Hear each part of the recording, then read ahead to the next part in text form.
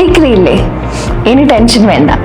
അംഗീകൃത യൂണിവേഴ്സിറ്റികളിൽ നിന്നും ഓൺലൈനായിട്ട് വീട്ടിലിരുന്നു കൊണ്ടോ ജോലി ചെയ്തുകൊണ്ടോ ചുരുങ്ങിയ സമയത്തിനുള്ളിൽ BA, BCom, BBA, BSW എന്നീ ഡിഗ്രി കോഴ്സുകൾ നിങ്ങൾക്ക് ചെയ്യാം ദാസ് സ്റ്റഡി സെന്ററിലൂടെ. Das study centre, corporate office, G3104, JNIS, Kaloor, Kochi 682017. Hello everyone, ബാസ് ഓൺലൈൻ ഡിഗ്രി ചാനലിന്റെ മറ്റൊരു വീഡിയോയിലേക്ക് എല്ലാവർക്കും സ്വാഗതം. അപ്പോൾ എക്സാമിന്റെ പ്രിപ്പറേഷൻസ് ഒക്കെ സ്റ്റാർട്ട് ചെയ്തു. ഇനിയും പഠിച്ചു തുടങ്ങാത്ത ഒരുപാട് സ്റ്റുഡൻസ് ഉണ്ടെന്ന് അറിയാം. ഒരുപാട് തിരക്കുകൾ കാരണവും ഒരുപാട് ബുദ്ധിമുട്ടുകൾ കാരണവും പഠിച്ചു തുടങ്ങാത്ത ഒരുപാട് സ്റ്റുഡൻസ് ഉണ്ട്. അപ്പോൾ അവരെന്തായാലും ഫോക്കസ് ചെയ്യേണ്ട ഒരു ഏരിയ ആണ് നമ്മൾ പറയാൻ പോകുന്നത്. ഇന്ന് മെയിൻ ആയിട്ട് നമ്മൾ ഇമ്പോർട്ടൻസ് കൊടുക്കുന്നത് BA സോഷ്യോളജി സ്റ്റുഡൻസിനാണ്. അപ്പോൾ അവർക്ക് എക്സാമിന് വരുന്ന പാറ്റേൺസ് എങ്ങനെയാണ്, ഏത് രീതിയിലാണ് എക്സാം ഫോക്കസ് ചെയ്യേണ്ടത് എന്നുള്ള ഡീറ്റെയിൽ വീഡിയോ ആയിട്ടാണ് നമ്മൾ വന്നിരിക്കുന്നത്. അപ്പോൾ നമുക്ക് വീഡിയോയിലേക്ക് കടക്കാം.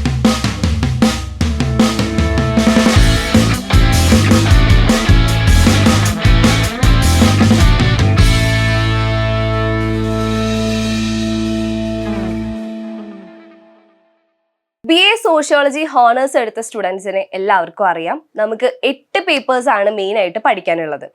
അതുപോലെ അത് ഏതൊക്കെ വിഭാഗത്തിൽ പെടുന്നു എന്നുള്ളത് നിങ്ങൾ മനസ്സിലാക്കിയിരിക്കണം. അപ്പം അതിന് വേണ്ടിയിട്ടാണ് നമ്മൾ ഡീറ്റെയിൽ ആയിട്ട് ഇങ്ങനെ ഒരു വീഡിയോ ചെയ്യുന്നത്. അപ്പം നിങ്ങൾ ശ്രദ്ധിച്ച് ഡീറ്റെയിൽ ആയിട്ട് മനസ്സിലാക്കുക. ഏത് ഏരിയ ആണ് എക്സാമിന് കൂടുതലും ഫോക്കസ് ചെയ്യേണ്ടതെന്ന് നിങ്ങൾക്ക് മനസ്സിലാവും. അപ്പോൾ ആ ഏരിയ കൂടുതലായിട്ട് ഫോക്കസ് ചെയ്യാൻ നോക്കാം. അപ്പം നമുക്ക് പറയാം, നമുക്ക് ടോട്ടൽ 8 സബ്ജക്റ്റ് ആണ് നമുക്ക് വരുന്നത്. അപ്പോൾ നമുക്കറിയാം എല്ലാവർക്കും 8 സബ്ജക്റ്റ് ഏതൊക്കെയാണെന്ന് അറിയുന്നുണ്ടായിരിക്കും. അപ്പോൾ അതൊന്നും കൂടെ ഡീറ്റെയിൽ ആയിട്ട് നമ്മൾ പറയാം. 4 കോർ സബ്ജക്റ്റുകളാണ് നിങ്ങൾക്കുള്ളത്. അതുപോലെ 2 ജനറൽ പേപ്പറും 2 എബിലിറ്റി എൻഹാൻസ്മെന്റ് കോഴ്സും ആണ് നിങ്ങൾ എടുത്തിട്ടുണ്ടായിരിക്കുക. അങ്ങനെ മൊത്തം 8 സബ്ജക്റ്റ് ആണ് നിങ്ങൾക്ക് ഉണ്ടായിരിക്കുക. അപ്പോൾ 4 കോർ പേപ്പേഴ്സ് ഏതൊക്കെയാണെന്ന് നമുക്ക് നോക്കാം. മെയിൻ ആയിട്ട് ഇൻട്രൊഡക്ഷൻ ടു സോഷ്യോളജി 1, അതുപോലെ sociology of India 1, introduction to sociology 2, sociology of India 2. ഇങ്ങനെ ഫസ്റ്റ് പാർട്ടിന്റെ തന്നെ സെക്കൻഡ് പാർട്ടാണ് നിങ്ങൾക്ക് മെയിൻ ആയിട്ട് പഠിക്കാൻ വരുന്നത്. അങ്ങനെ 4 സബ്ജക്റ്റ് ആണ് നമുക്ക് കോർ പേപ്പർ ആയിട്ട് വരുന്നത്.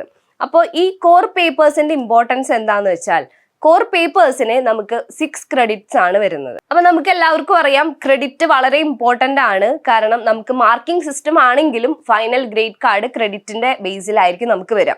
അപ്പോൾ ക്രെഡിറ്റ് ഇമ്പോർട്ടന്റ് ആണ്. അപ്പൊ നിങ്ങൾ മനസ്സിലാക്കിയിരിക്കണം, കോർ പേപ്പേഴ്സിനെ ഓരോ പേപ്പറിനും 6 ക്രെഡിറ്റ് വെച്ചിട്ടായിരിക്കും നമ്മൾക്ക് കിട്ടുന്നത്. അതുപോലെ തന്നെ നെക്സ്റ്റ് സെക്ഷൻ എന്ന് പറയുന്നത് 2 ജനറൽ പേപ്പർ ആണെന്ന് പറഞ്ഞു. അപ്പൊ അത് ഏതൊക്കെയാണ് നമുക്ക് ഡിസ്കസ് ചെയ്യാം. ജനറൽ പേപ്പർ എന്ന് പറയുന്നത് ജെൻഡർ സെൻസിറ്റൈസേഷനും അതുപോലെ നിങ്ങൾക്ക് ഡിസാസ്റ്റർ മാനേജ്മെന്റും ഉണ്ടായിരിക്കും. ഈ 2 പേപ്പേഴ്സും ആണ് നിങ്ങൾക്ക് ജനറൽ പേപ്പർ ആയിട്ട് വരുന്നത്. ജനറൽ പേപ്പറും കോർ പേപ്പറിന്റെ പോലെ തന്നെ ഇമ്പോർട്ടന്റ് ആണ്. അതിന് ഓരോ പേപ്പറിനും 6 ക്രെഡിറ്റ് വെച്ചിട്ട് തന്നെയാണ് നമുക്ക് വരുന്നത്. അതുപോലെ നെക്സ്റ്റ് വരുന്നത് 2 എബിലിറ്റി എൻഹാൻസ്മെന്റ് കോഴ്സ് ആണ്. അപ്പൊ അത് നിങ്ങൾ ചൂസ് ചെയ്തിട്ടുണ്ടായിരിക്കും മിക്കവാറും എൻവയോൺമെന്റൽ സ്റ്റഡീസും അതുപോലെ കമ്മ്യൂണിക്കേഷൻ സ്കില്ലും, ഇംഗ്ലീഷ് കമ്മ്യൂണിക്കേഷൻ സ്കില്ലും എൻവയോൺമെന്റൽ സ്റ്റഡീസും. ഈ 2 സബ്ജക്റ്റ് നമുക്ക് എബിലിറ്റി എൻഹാൻസ്മെന്റ് കോഴ്സ് ആയിട്ട് നമ്മൾ ചൂസ് ചെയ്തതായിരിക്കും. ഈ സബ്ജക്റ്റിനെ 4 ക്രെഡിറ്റ് വെച്ചിട്ടാണ് 2 സബ്ജക്റ്റിനും കൂടെ വരുന്നത്. അപ്പോൾ കമ്പാരിറ്റീവ്ലി നിങ്ങൾക്ക് മനസ്സിലാവുമെന്ന് വിചാരിക്കുന്നു. കോർ പേപ്പറിന്റെ പോലെ ഇമ്പോർട്ടൻറ്റ് തന്നെയാണ് നമ്മളുടെ ജനറൽ പേപ്പർ. കാരണം 2 സബ്ജക്റ്റിനും 2 പേപ്പേഴ്സിനും നമുക്ക് വരുന്നത് 6 ക്രെഡിറ്റ് വെച്ചിട്ടാണ്. എന്നിരുന്നാൽ എബിലിറ്റി എൻഹാൻസ്മെന്റ് കോഴ്സ് വരുന്നത് 4 ക്രെഡിറ്റ് ആണ്. അത് വിചാരിച്ചിട്ട് അത് പഠിക്കണ്ട, വളരെ കുറവ് മാർക്കിലുള്ളൂ നിങ്ങൾ വിചാരിക്കരുത്. അതും ഇതിന്റെ കൂടെ തന്നെ ഇമ്പോർട്ടൻ്റ് ആയിട്ട് നിങ്ങൾ പഠിക്കേണ്ട സബ്ജക്റ്റ് തന്നെയാണ്. അങ്ങനെ ടോട്ടൽ 44 ക്രെഡിറ്റ് ആണ് നമുക്ക് ഈ ഒരു 8 പേപ്പറിനും കൂടെ വരുന്നത്. അപ്പൊ ക്രെഡിറ്റ് എന്ന് പറയുമ്പോൾ നിങ്ങൾക്ക് കുറച്ച് കൺഫ്യൂഷൻ ആവും. എന്നിരുന്നാൽ കൂടെ നിങ്ങൾ അത് മനസ്സിലാക്കിയിരിക്കണം. അപ്പൊ അതുകൊണ്ടാണ് നമ്മൾ പറഞ്ഞു തരുന്നത്. അപ്പൊ നമുക്ക് ക്വസ്റ്റ്യൻ പേപ്പർ നമുക്ക് മാർക്കിംഗ് സിസ്റ്റത്തിലായിരിക്കും വരിക. ഇപ്പൊ ടോട്ടൽ ഇത്ര മാർക്ക് എന്നുള്ളതൊക്കെ ഉണ്ടായിരിക്കും. ഓരോ ക്വസ്റ്റ്യൻ പേപ്പറും ഡിഫറെന്റ് ടൈപ്പ് ആയിരിക്കും. അതുപോലെ തന്നെ ഡിഫറെന്റ് മാർക്കിംഗ് സിസ്റ്റം ഒക്കെ ആയിരിക്കും. അപ്പൊ അതിന്റെ ഡീറ്റെയിൽസ് നമുക്ക് പോവാം. എങ്ങനെയാണ് ഓരോ ക്വസ്റ്റ്യൻ പേപ്പറും മാർക്കിംഗ് സിസ്റ്റം എങ്ങനെയാണ് വരുന്നത് നമുക്ക് ഡീറ്റെയിൽ ആയിട്ട് മനസ്സിലാക്കാം. അപ്പൊ നമ്മൾ നേരത്തെ പറഞ്ഞു കോർ പേപ്പർ നമുക്ക് 4 സബ്ജക്റ്റ് കോർ പേപ്പർ വരുന്നുണ്ട്. ആ 4 സബ്ജക്റ്റും മെയിൻ ആയിട്ട് എങ്ങനെയാണ് അതിന്റെ ക്വസ്റ്റ്യൻ പേപ്പർ പാറ്റേൺ നമുക്ക് നോക്കാം. ഫസ്റ്റ് ഒരു കോർ പേപ്പർ എടുത്ത് നോക്കുകയാണെങ്കിൽ നിങ്ങൾക്ക് മനസ്സിലാവും 3 സെഷൻസ് ഉണ്ടായിരിക്കും. അതിൽ A, B, C എന്ന് പറഞ്ഞ 3 പോർഷൻസ് അതിലുണ്ടായിരിക്കും. A പാർട്ടിൽ മെയിൻ ആയിട്ട് നിങ്ങൾക്ക് 6 ക്വസ്റ്റ്യൻസ് ആണ് ഉണ്ടായിരിക്കുക. അപ്പൊ കോർ പേപ്പറിന്റെ ടോട്ടലി എല്ലാ 4 കോർ പേപ്പേഴ്സും ഇങ്ങനെ തന്നെയാണ്. നിങ്ങൾക്ക് പ്രീവിയസ് ഇയർ ക്വസ്റ്റ്യൻ പേപ്പർ എടുത്ത് നോക്കിയാൽ മനസ്സിലാവും ഏത് പാറ്റേണിലാണ് ക്വസ്റ്റ്യൻസ് വരാന്ന്. അപ്പൊ അതിന്റെ ഒരു ഓവറോൾ ആണ് നമ്മൾ പറഞ്ഞു തരുന്നത്. കോർ പേപ്പറിന് ടോട്ടൽ 100 മാർക്സ് ആണ് നമുക്ക് വരുന്നത്. അപ്പോൾ ഒരു കോർ പേപ്പർ 100 മാർക്കിലായിരിക്കും നിങ്ങൾക്ക് എക്സാം വരുന്നത്. അതിൽ ഫസ്റ്റ് സെക്ഷൻ എ സെക്ഷനിൽ നിങ്ങൾക്ക് 6 ക്വസ്റ്റ്യൻസ് കൊടുത്തിട്ടുണ്ടായിരിക്കും.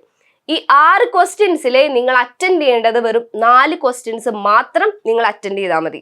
ക്വസ്റ്റ്യൻ പേപ്പർ കിട്ടുമ്പോൾ മെയിനായിട്ട് നിങ്ങൾ ഫോക്കസ് ചെയ്യേണ്ടത് കറക്റ്റായിട്ട് ക്വസ്റ്റ്യൻസ് വായിക്കുക, അതുപോലെ തന്നെ എത്ര ക്വസ്റ്റ്യൻസ് ആണ് അറ്റൻഡ് ചെയ്യാൻ പറഞ്ഞേക്കുന്നതെന്ന് മെയിനായിട്ട് നിങ്ങൾ ഫോക്കസ് ചെയ്യണം.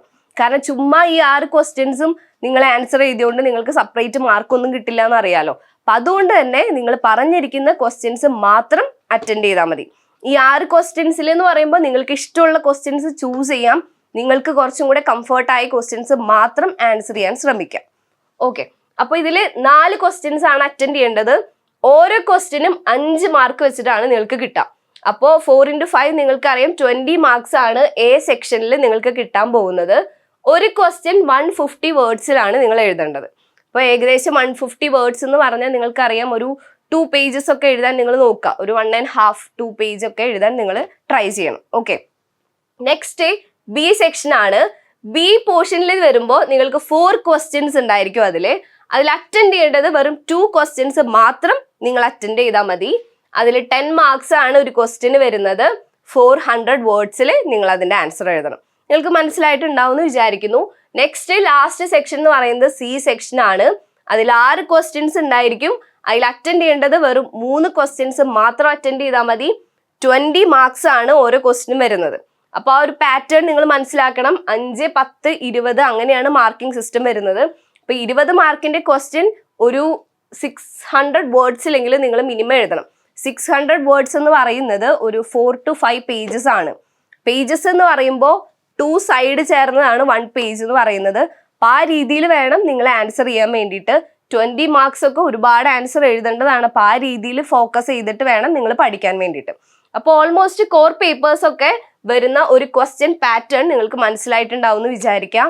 അപ്പം ആ രീതിയിൽ അനുസരിച്ച് നിങ്ങൾ ആൻസർ എഴുതാൻ ഫോക്കസ് ചെയ്യുക. അതുപോലെ നിങ്ങൾ മനസ്സിലാക്കിയിരിക്കേണ്ട ഒരു കാര്യം എന്ന് പറയുന്നത് നിങ്ങൾക്കൊരു ബുക്ക്ലെറ്റ് ആയിരിക്കും ആൻസർ ഷീറ്റ് ആയിട്ട് കിട്ടുക. അഡീഷണൽ ആൻസർ ഷീറ്റ്സ് ഒന്നും നിങ്ങൾക്ക് കിട്ടില്ല. അപ്പോൾ ഒരു 25 page ഉള്ള ഒരു ബുക്ക്ലെറ്റ് ആയിരിക്കും.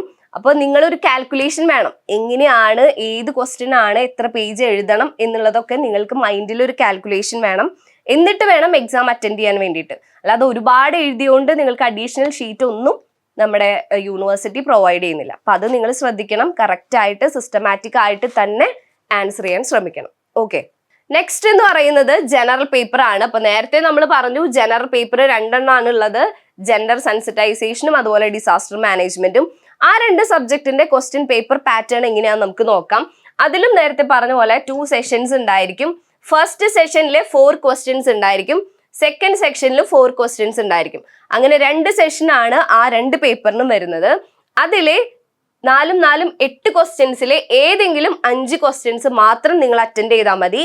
At least 2 questions each. അതായത് സെഷൻ 1 മിനിമം 2 ക്വസ്റ്റ്യൻ എങ്കിലും അറ്റൻഡ് ചെയ്യണം. സെഷൻ 2 മിനിമം 2 ക്വസ്റ്റ്യൻ അറ്റൻഡ് ചെയ്യണം. അങ്ങനെ ടോട്ടൽ 5 ക്വസ്റ്റ്യൻ ആണ് നിങ്ങൾ അറ്റൻഡ് ചെയ്യേണ്ടത്. ഓരോ ക്വസ്റ്റ്യനും 20 മാർക്സ് വെച്ചിട്ടാണ് കിട്ടുന്നത്.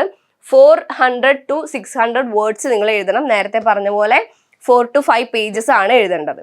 അപ്പോൾ ജനറൽ പേപ്പറിൽ ടോട്ടൽ ആകെ നിങ്ങൾക്ക് 8 ക്വസ്റ്റ്യൻസ് ഉണ്ടാവുക. അതിൽ 5 ക്വസ്റ്റ്യൻ ആണ് നിങ്ങൾ അറ്റൻഡ് ചെയ്യേണ്ടത്. ഓരോ സെക്ഷനിലും മിനിമം 2 ക്വസ്റ്റ്യൻസ് എങ്കിലും നിങ്ങൾ അറ്റൻഡ് ചെയ്യാൻ നോക്കണം.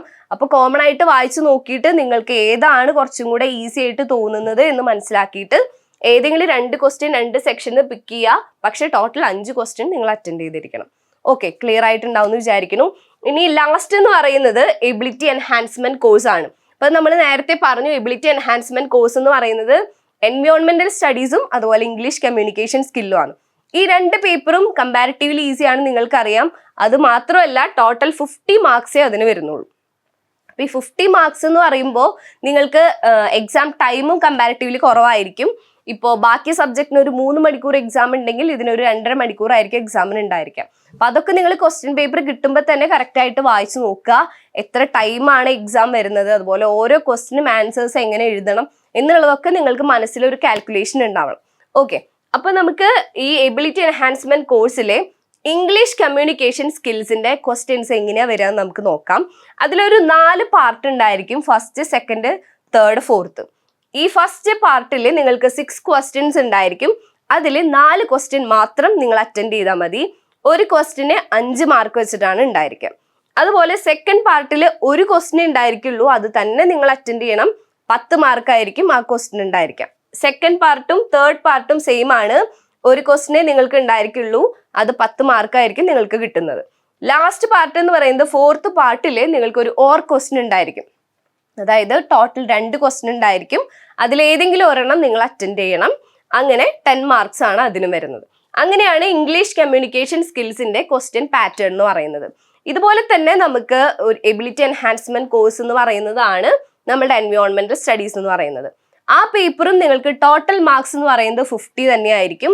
അത് OMR ടൈപ്പ് ക്വസ്റ്റ്യൻസ് ആയിരിക്കും നിങ്ങൾക്ക് കിട്ടാം. അപ്പോൾ ഒബ്ജക്റ്റീവ് ടൈപ്പ് ക്വസ്റ്റ്യൻസ് ആയിരിക്കും, നിങ്ങൾക്ക് ബ്രാക്കറ്റ്സ് ഉണ്ടായിരിക്കും. കറക്റ്റ് ആയിട്ട് ആൻസർ നിങ്ങൾക്ക് അതിന് പിക്ക് ചെയ്ത് എഴുതാം. അതിനുള്ള ബബിൾ ചെയ്യാനുള്ള ഷീറ്റും കാര്യങ്ങളൊക്കെ നിങ്ങൾക്ക് ഇൻവിജിലേറ്റേഴ്സ് തരും. OMR പേപ്പർ എന്ന് പറയുമ്പോൾ നിങ്ങൾ ഒരു കാര്യം ശ്രദ്ധിക്കേണ്ടത്, essay ടൈപ്പ് ക്വസ്റ്റ്യൻസ് പോലെ ഒരുപാട് നമുക്ക് എഴുതാൻ പറ്റില്ല. അപ്പൊ നിങ്ങൾ കറക്റ്റ് ആയിട്ട് ക്വസ്റ്റ്യൻ വായിച്ചതിന് ശേഷം മാത്രം ആൻസർ ഏതാണ് ഫിക്സ് ചെയ്തതിന് ശേഷം മാത്രം ബബിൾ ചെയ്യാൻ ശ്രമിക്കണം, അല്ലെങ്കിൽ നമുക്ക് അവിടെ മാർക്ക് മിസ്സാവും. ഇപ്പൊ ടോട്ടൽ 50 മാർക്സിൽ തന്നെയാണ് വരുന്നത്. എല്ലാ ക്വസ്റ്റ്യൻസും അവിടെ ഒബ്ജക്റ്റീവ് ടൈപ്പ് ആയിരിക്കും. അപ്പൊ അങ്ങനെയാണ് നമ്മളുടെ എൻവയോൺമെന്റൽ സ്റ്റഡീസിന്റെ പേപ്പേഴ്സിന്റെ ഒരു പാറ്റേൺ എന്ന് പറയുന്നത്. അപ്പൊ എല്ലാവർക്കും ഓൾമോസ്റ്റ് നമ്മളുടെ BA സോഷ്യോളജിയുടെ ക്വസ്റ്റ്യൻ എങ്ങനെയാ വരുന്നത്, എങ്ങനെയാണ് എക്സാം പാറ്റേൺ എന്നുള്ളതൊക്കെ നിങ്ങൾക്ക് ക്ലിയർ ആയിട്ടുണ്ടാവും എന്ന് വിചാരിക്കണം. ഇതുവരെ മനസ്സിലാക്കാത്ത students previous year question paper എന്തായാലും ഫോക്കസ് ചെയ്യണം. അതുപോലെ നിങ്ങളുടെ അസൈൻമെന്റിന്റെ ക്വസ്റ്റ്യൻ പേപ്പറും മറക്കാതെ പഠിക്കാൻ നിങ്ങൾ ശ്രമിക്കണം. കാരണം ഇനിയും പഠിച്ചു തുടങ്ങാത്ത സ്റ്റുഡൻസിന് പ്രീവിയസ് ഇയർ ക്വസ്റ്റ്യൻ പേപ്പറും അസൈൻമെന്റിന്റെ ക്വസ്റ്റ്യൻ പേപ്പറും ഫോക്കസ് ചെയ്താൽ തന്നെ അത്യാവശ്യം മാർക്ക് സ്കോർ ചെയ്യാൻ നിങ്ങൾക്ക് പറ്റും. അപ്പോൾ ഇനിയും പഠിച്ചു തുടങ്ങിയിട്ടില്ല എന്നുള്ള സങ്കടം ആർക്കും വേണ്ട. എന്തായാലും ഉടനെ തന്നെ സ്റ്റാർട്ട് ചെയ്യുക. നല്ല രീതിയിൽ പ്രിപ്പയർ ചെയ്ത് നന്നായിട്ട് ആൻസർ ഷീറ്റ് പ്രസന്റ് ചെയ്യാൻ നോക്കുക. ഇനി എന്തെങ്കിലും ഡൗട്ട് ഉണ്ടെങ്കിൽ താഴെ കമന്റ് ചെയ്യുക. അപ്പോൾ അടുത്തൊരു വീഡിയോ ആയിട്ട് നമ്മൾ ഉടനെ തന്നെ വരുന്നതായിരിക്കും. Anyway, thank you.